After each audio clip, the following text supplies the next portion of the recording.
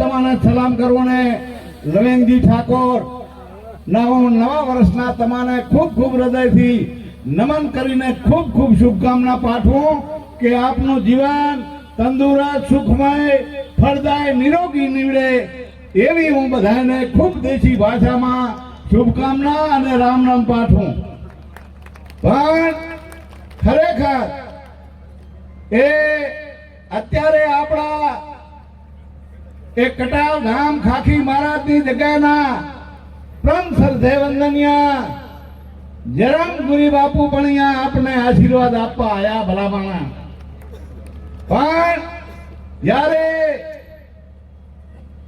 આપણા અમારા રાધનપુર નું તો પનોતા પુત્ર અમારું ગૌરવ પણ થરાદના એ ધારાસભ્ય અને આખા વિધાનસભાનું ગૌરવ એવા શંકરભાઈ ચૌધરી સાહેબ આયા હોય તો તાળીઓના ગડગડાટ પાડો. ભલા માણસ તાળીઓના ગડગડાટ. એવા જ આપણા અમે આ ચૂંટણીમાં વાવની ચૂંટણીમાં હું ફરતો હતો અને સાહેબ એટલા બધા આશીર્વાદ આપતા હતા. રાતે ઉઠતા નહીં, રાતે પણ અમને ફોન કરતા કે લવેંગજી જરા જોઈ લેજો ને, પણ અમારા કરતા તો તમે જોયું ને એટલે તમને ખૂબ વંદન ને સલામ કરું ભલામણા.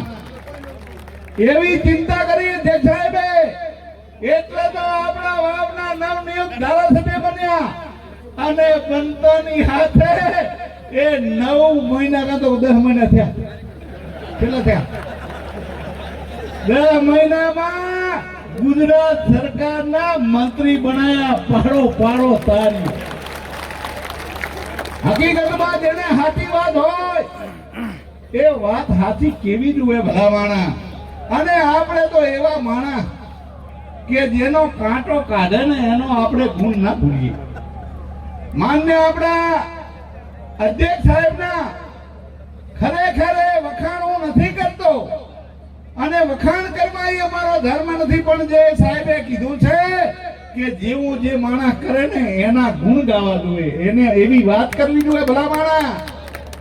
કાંઈ હું થરાદની સભામાં પણ બોલ્યો હતો ત્યાં સ્નેહ મિલનમાં કે જે કમિટમેન્ટ આપ્યું હોય ને એના કરતા વિશેષ અને થરાદ વાસીઓ તો મેં ત્યાં પણ કીધું કે થરાદ વાસીઓ તો ખરેખર એ ભાગશાળી છે એટલો નહીં પણ આખો બનાસકાંઠો ભાગશાળી છે.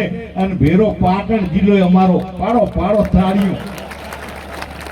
હકીકતમાં આ તો વધારે સમય મને કે 2 મિનિટ બોલજો ન કે મેં કીધું મારે શું બોલવું આજ તો, કેમ કે હું પાડોશમાં છું, પાડોશી પરમેશ્વર.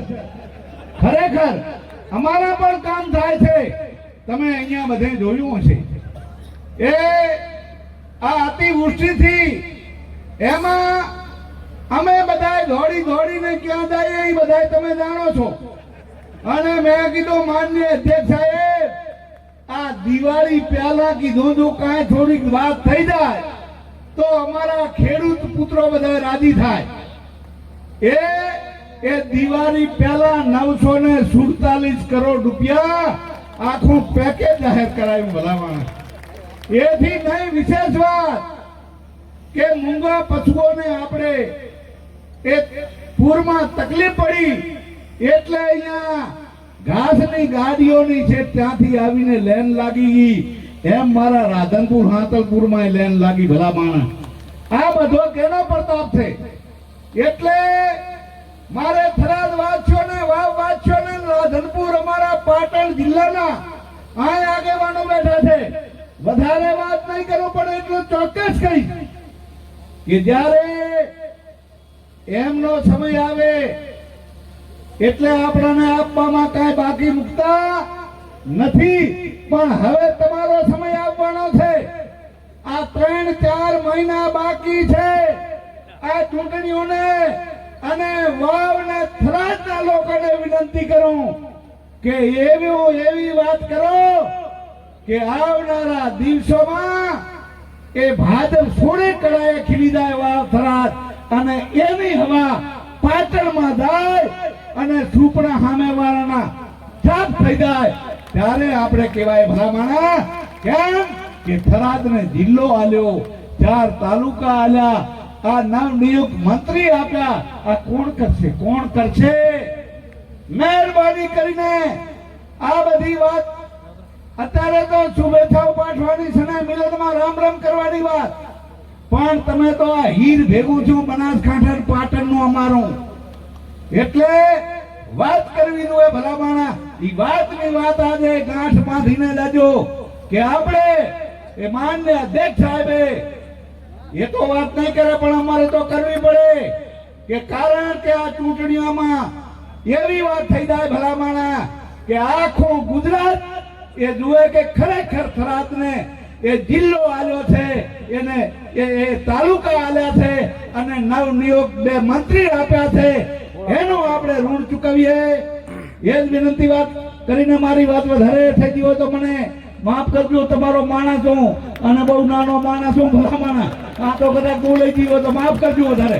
બોલો ભારત માતા કી